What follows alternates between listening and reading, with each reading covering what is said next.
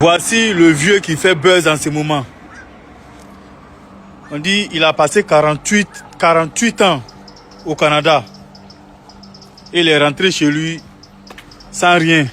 Après 48 ans, après avoir passé 48 ans de sa vie au Canada. C'est-à-dire qu'il a travaillé pendant 48 ans.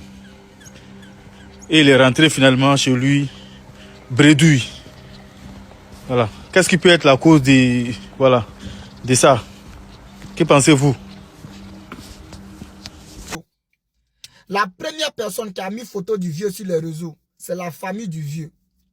Pendant que le vieux il était en Europe, le vieux s'est sacrifié. Il a envoyé de l'argent pour pouvoir faire projet. Sa famille a mangé ça. À sa grande surprise, il décide de rentrer au pays. C'est là qu'il se rend compte qu'ils ont d'abat son argent. Et les mêmes sorciers-là permettent de mettre photo du vieux pour dire que le vieux est rentré à 0 €. Vous voyez comment l'homme est méchant. Nous-mêmes, les aventuriers, même, on doit faire très attention. Parce que nous, en Europe, ici, là, quand la famille a problème, au pire, on nous explique, là, nous, on ne dort pas. On fait tout possible pour résoudre ce problème. Mais le jour où on est dans un problème ici, là, on ne voit pas quelqu'un. Et on est en Europe ici, là. L'année même qu'on a fait en Europe ici, là, nous-mêmes, on ne sait pas. Mais les gens du pays, là, ils savent l'année qu'on a fait ici. C'est-à-dire qu'ils sont là pour compter l'année qu'on fait. C'est-à-dire si on fait erreur, et puis malheur nous attrape, et puis on tombe au pays. Comme de la manière le vieux est tombé là. Ceux mêmes qui on les a rendus service là, c'est les mêmes qui ont publié nos photos. Vous dites qu'on n'a rien réalisé au pays. Donc faisons très attention.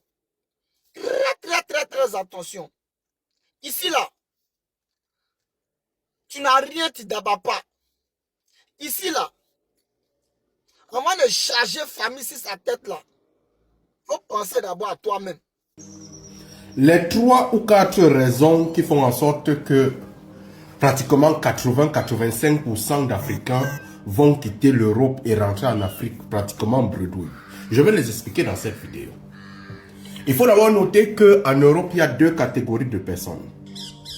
Il y a ceux qui sont venus pour les études. La plupart des temps, ils sont venus entre l'âge de 18 ans jusqu'à 22-25 ans.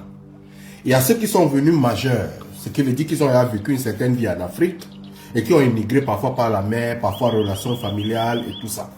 Maintenant, allons catégorie par catégorie pour pouvoir expliquer pourquoi est-ce que ce vieux est rentré comme ça. La première catégorie, beaucoup d'étudiants, beaucoup qui viennent en Europe entre 18 ans et 22-5 ans, sont venus sans connaître véritablement ce que c'est la vie. Donc, ils n'ont aucune connaissance financière. Quand ils arrivent, pour beaucoup, l'argent les surprend. Un enfant qui a vécu, par exemple, en Afrique, jusqu'à 20 ans, a passé tout son temps à partir à l'école.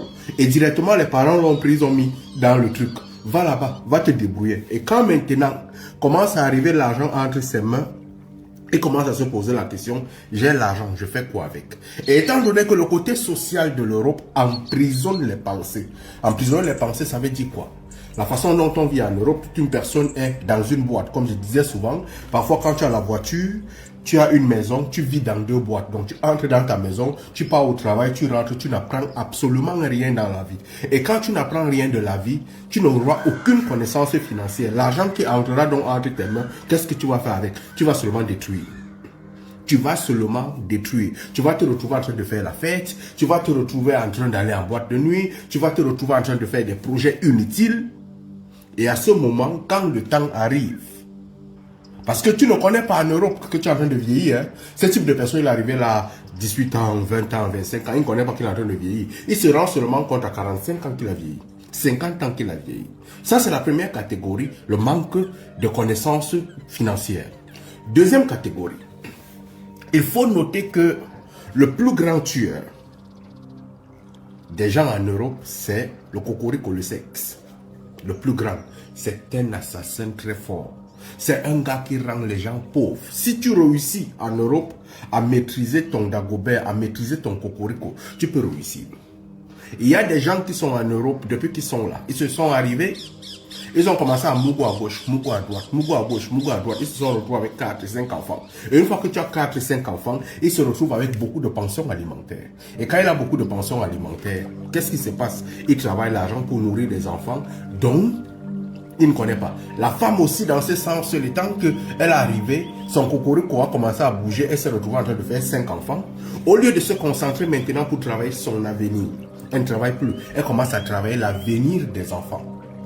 Et ce temps-là, donc si tu réussis en Europe à contrôler ton Dagobert et ton cocorico, tu peux rentrer en Afrique financièrement assis. Mais si tu ne réussis pas ça, ça va t'enterrer directement. Il y a autre chose qui est la troisième, ça prend tout le monde. Pour ceux qui sont venus, parfois il y a des gens qui ont voyagé pour le proving. Ils essayent de prouver en Afrique que j'ai réussi, je suis une grande personne, c'est moi le chef de la famille, c'est moi le plus grand. Et ces personnes-là, qu'est-ce qu'ils font? Une fois que tu travailles, on t'appelle, allô, comment ça va? J'ai un problème d'argent. La personne ne fait qu'investir en Afrique. La personne ne fait qu'investir, la personne ne fait que donner l'argent aux gens qui n'ont même pas de problème. Et la personne va se retrouver après, par exemple, 25 ans. Qu'il a passé le temps à aider les gens. Pourquoi? Parce qu'il voulait prouver que c'est lui. Il voulait garder une certaine notoriété dans la famille. Et ça, c'est destructif. Maintenant, allons avec la quatrième chose. Beaucoup de Mbenguis n'ont pas de connaissances de business. Beaucoup n'ont pas de connaissances de business. Ce qui fait que beaucoup de Mbenguis investissent dans des projets où on le bouffe de permanence et d'argent. Quelqu'un va entendre que l'agriculture, il a voyagé depuis, il n'a jamais fait un champ, il investit l'argent dans l'agriculture. L'autre va entendre qu'un terrain est vide là-bas, l'argent est à la banque, il ne sait pas quoi faire avec, il achète le terrain, on bouffe l'argent.